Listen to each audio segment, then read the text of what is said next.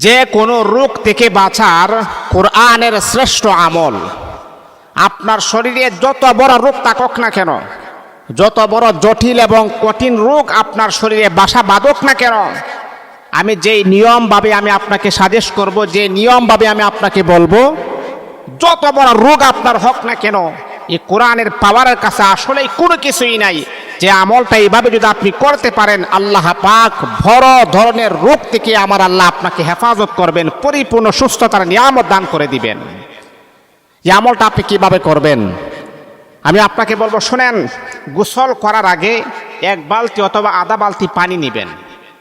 নেওয়ার পরে আপনার ডান হাতটা এই বালতির পানির ভিতরে এভাবে ঢুকাইয়া দিবেন, প্রবেশ করাইয়া দিবেন।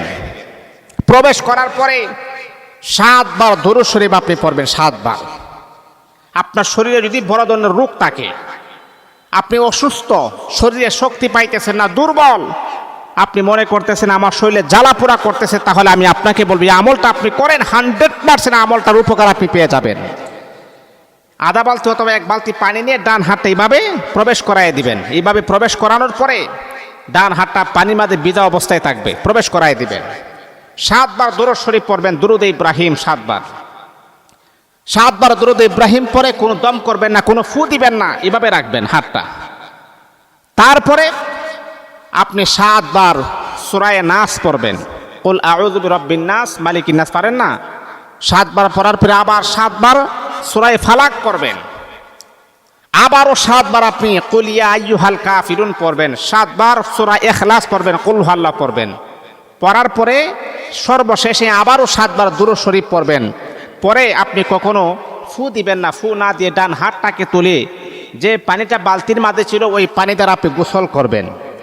এমন করে করে আপনি 21 দিন যদি আপনি গোসল করতে পারেন, যত বড় কঠিন রোগ আপনার থাকুক না কেন, আল্লাহ পাক পরিপূর্ণ সুস্থতার নিয়ামত আমার আল্লাহ আপনাকে দান করে দিবেন ইনশাআল্লাহ।